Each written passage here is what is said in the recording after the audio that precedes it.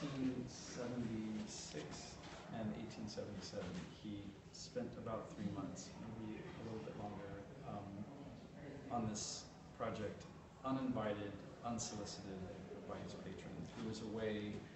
And it was in Kensington, right? It was in Kensington, at a house in Kensington, a very stately, beautiful mansion. This was the dining room of this house. And Leyland, his patron and very dear friend and confidant, was away in Liverpool for the summer, as one did on a hot, London season.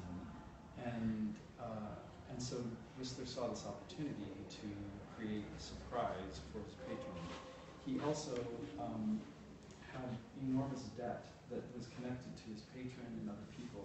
He had just finished a whole series of lawsuits that he had filed around copyright laws and around where he felt he was being, felt like he was being, there was blasphemy involved and the critics, and he went and fought back, and he was a very tempestuous and very difficult guy, and he had incredible, very self-aggrandized vision of who he was, how important he was as sort of this, aesthetic purveyor of ideas, and the highest form of everything kind of had to be, he had to give the okay on it.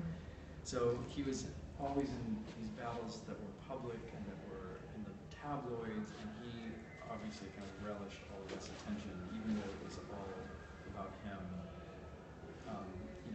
being upset about one thing or the other. And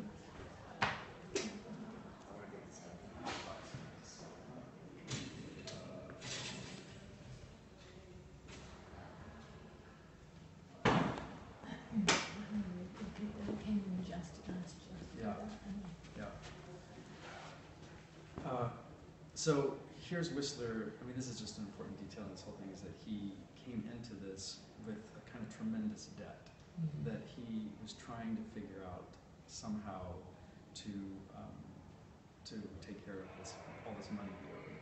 And so one of his creditors was his friend and patron, Leyland, who he had borrowed money from. And he owed Leyland art, is what it was. He didn't owe him money. He owed him paintings in exchange for money that he was already prepaid. Wow.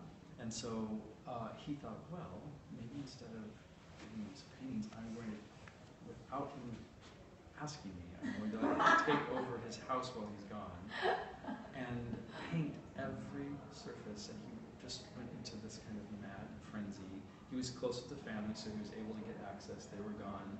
And he just locked himself in here and for 3 months, and painted every single surface of this dining room that had already been just recently completely redone by Jekyll, a very celebrated architect and interior designer at the time, who had spent a small fortune on just, he had just been asked to do this whole building of this room that was sort of this pastiche of all of these different architectural elements. Yeah. There was So you're saying this is all so exposed behind mahogany? this was all exposed mahogany, On the leather. shelving on leather. Yeah. The walls were all covered in this Renaissance tool leather wallpaper.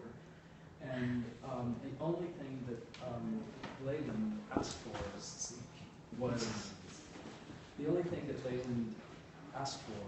was this painting that he commissioned, which is the Porcelain Princess, and she was supposed to be the sort of gatekeeper of the room. And again, Whistler, so preoccupied with all things Orientalist and this sort of fetishization of the time of everything Japanese. Here's this, Caucasian sort of British society woman dressed in a kimono and a fan, screen, and this whole room is, very much sort of the height of the aesthetic movement that Whistler had so cultivated, this whole idea of all things Japanese, and so this room was the only thing in Whistler was supposed to be this painting, and then on this wall where the fighting peacocks are, he had been given direction from Leyland to paint another larger horizontal painting that never came about. But what's interesting is the frame that was made for this spot Yeah. is the frame that we'll see later in my exhibition Oh. of a painting that he did of a terribly mean, horrible portrait of Leyland after the fallout. Yeah. It's So called. that's the same frame that was meant to be. Yeah. So he took that frame and painted this incredibly nasty portrait of his now, Yes. this relationship gone awry. Yeah. And that painting is called The Golden Scab, an Eruption in Filthy Lucre, which I'll show you when we go in there, because it's amazing. So that was all that Whistler was asked to do in here, and he ended up completely taking over this room, and with his brush covered every single surface. So it really is like you're walking into a painting. And I mean, for me, this is like all the things you and I have always been so interested in, is like this incredible culmination